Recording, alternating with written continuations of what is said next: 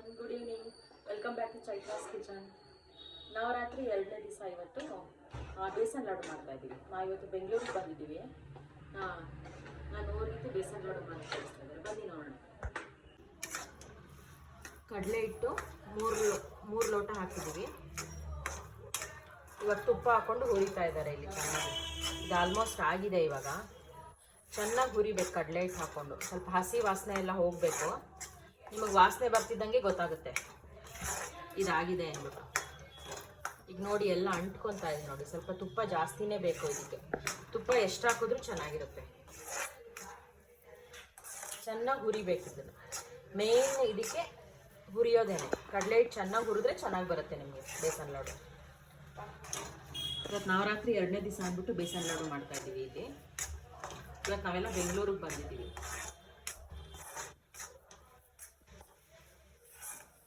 ಸ್ವಲ್ಪ ಜಾಸ್ತಿ ಹುರಿಬೇಕು. ಇದಕ್ಕೆ 3 ಲೋಟ ಕಡಲೆ ಹಿಟ್ಟು ಹಾಕಿದ್ದಾರೆ. ಒಂದು 2.25 ಲೋಟ ಸಕ್ಕರೆ ಬೇಕಾಗುತ್ತೆ ಇದಕ್ಕೆ. ಸಕ್ಕರೆ ತುಂಬ ಬೇಡ, 2.5 ಅಷ್ಟು ಬೇಕಾಗ್ಬೋದು ಸಕ್ಕರೆ. ನೋಡಿ ಯಾವ ಕಲರ್ ಬರ್ತಿದೆ ನೋಡಿ.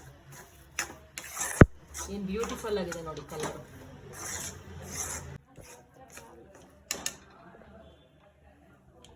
ಈಗ ಇಲ್ಲಿ ತುಪ್ಪ ಹಾಕ್ತಾ ಇದ್ದಾರೆ. ಇನ್ನೊಂದು ಸ್ವಲ್ಪ ಹತ್ತತ್ರ 1/4 ಲೀಟ್ರ್ ಮೇಲೆ ಬೇಕು ತುಪ್ಪ ಇದಕ್ಕೆ. ಇದು ಬಾಣಲೆಯಿಂದ ಬಿಟ್ಕೊಂಡು ಬರ್ತಾ ಇದೆ ಇವಾಗ. ಇದು ಇವಾಗ ಆಗಿದೆ ಆಲ್ಮೋಸ್ಟ್. ಸ್ವಲ್ಪ ಜಾಸ್ತಿ ಹಾಕಿದ್ರು ಚೆನ್ನಾಗಿರುತ್ತೆ ತುಪ್ಪ. ನಿಮಗೆ ವಾಸನೆಲ್ಲ ನೀವು ಕಂಡುಹಿಡಿಬೋದು ಹುರಿದಿರೋದು. ಇದು ಬಾಣಲೆಯಿಂದ ಬಂದರೆ ಆಗಿದೆ ನಿಮಗೆ. ನೋಡಿ ಇಲ್ಲಿ ಗೋಡಂಬಿ ಮತ್ತು ದ್ರಾಕ್ಷಿ ಅಂತ ಇಟ್ಕೊಂಡಿದ್ದೀನಿ.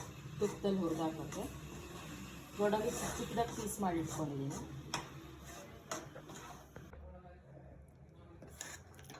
ಇಲ್ಲಿ ನೋಡಿ ಎಷ್ಟು ಚೆನ್ನಾಗಿ ಬಂದಿದೆ. ಇವಾಗ ನಾವು ಬಾಣಲೆಯಿಂದ ತೆಗೆದಾಕಿದ್ರೆ ಈ ರೀತಿ ಬೀಳಬೇಕು ಕಡಲೆ ಹಿಟ್ಟು. ತುಪ್ಪ ಎಲ್ಲ ಬಿಟ್ಕೊಂಡು ಬರ್ತಿದೆ ನೋಡಿ. ಇದು ಘಮ ಘಮ ಪರಿಮಳ ಬರ್ತಾ ಇದೆ ಇವಾಗ ಆಗಿದೆ ಅಂತ. ಕಲರ್ ನೋಡಿ ಎಷ್ಟು ಚೆನ್ನಾಗಿ ಬಂದಿದೆ. Beautiful golden colour. ಇವಾಗ ಇದಕ್ಕೆ ಗೋಡಂಬಿ ದ್ರಾಕ್ಷಿ ಹಾಕ್ತಾ ಇದ್ದೀವಿ. ಅದು ತುಪ್ಪ ಕಡಲೆ ಹಿಟ್ಟು ಎಲ್ಲ ಬಿಸಿ ಇರುತ್ತಲ್ಲ, ಅದರಲ್ಲೇ ಚೆನ್ನಾಗಿ ಹೊಂದ್ಕೊಳ್ಳುತ್ತೆ. ಬೇಕಾದ್ರೆ ತುಪ್ಪದಲ್ಲಿ ಕರೆದಾದ್ರೂ ಹಾಕ್ಬೋದು. ಕೆಲವರು ತುಪ್ಪದಲ್ಲಿ ಕರೆದು ಹಾಕ್ತಾರೆ, ಇದಕ್ಕೇನೆ ಹಾಕ್ತಾರೆ ಕೆಲವರು. ಇನ್ನೇನು ಆಫ್ ಮಾಡಬೇಕು ಅಂದಾಗ ಗೋಡಂಬಿ ದ್ರಾಕ್ಷಿ ಹಾಕಿದ್ರೆ ಆಯಿತು. ಇದು ಮತ್ತು ಇನ್ನೊಂದು ಟಿಪ್ ಏನು ಅಂದರೆ ಇದರಲ್ಲಿ ಕಡಲೆ ಹಿಟ್ಟು ಹಾಕಿದ್ಮೇಲೆ ಚೆನ್ನಾಗಿ ಕೆದಕ್ತಾನೇ ಇರ್ಬೇಕು, ಕೈ ಆಡಿಸ್ತಾನೇ ಇರ್ಬೇಕು. ಕೈ ಬಿಡಬಾರ್ದು ಇದರಲ್ಲಿ. ಕೈ ಬಿಟ್ಟರೆ ಒಂಚೂರು ಸೀಗ್ತಾ ಬರುತ್ತೆ. ಈಗ ಏಲಕ್ಕಿ ಪುಡಿ ಹಾಕ್ತಿದ್ದೀನಿ. ಒಂದು 1/4 ಚಮಚದಷ್ಟು ಏಲಕ್ಕಿ ಪುಡಿ. ಇಳಿಸಿದ್ಮೇಲೆ ಆರಿದ್ಮೇಲೆ ಸಕ್ಕರೆ ಹಾಕ್ಬೇಕು. ಈಗ ಸಕ್ಕರೆ ಪುಡಿ ಮಾಡೋದು ತೋರಿಸ್ತೀನಿ ನಿಮಗೆ. ನೋಡಿ ಇವಾಗ ತುಪ್ಪ ಎಷ್ಟು ಚೆನ್ನಾಗಿ ಬಿಟ್ಕೊತಾ ಇದೆ.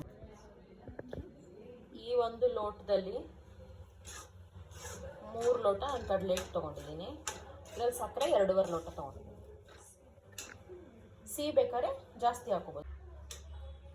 ತುಂಬ ಫೈನ್ ಪೌಡ್ರ್ ಮಾಡಿಲ್ಲ ನಾನಿಲ್ಲಿ, ಸ್ವಲ್ಪ ತರ್ತರಿ ಥರ ಮಾಡಿದ್ದೀನಿ. ಇಲ್ಲಿ ಕಡಲೆ ಹಿಟ್ಟು ಒಂಚೂರು ತಣ್ಣಗಾದ್ಮೇಲೆ ಸಕ್ಕರೆ ಪುಡಿ ಹಾಕಿ ಮಿಕ್ಸ್ ಮಾಡ್ಕೊತಾ ಇದ್ದೀವಿ. ಇವಾಗೇನು ತುಪ್ಪದ ಅವಶ್ಯಕತೆ ಇಲ್ಲ ನಿಮಗೆ. ಸಕ್ಕರೆ ಪುಡಿ ಹಾಕಿ ಚೆನ್ನಾಗಿ ಮಿಕ್ಸ್ ಮಾಡಿ ಇವಾಗ ಉಂಡೆ ಕಟ್ಟೋದು ಒಂದೇ. ಕಲರ್ ನೋಡಿ ಎಷ್ಟು ಚೆನ್ನಾಗಿ ಬಂದಿದೆ.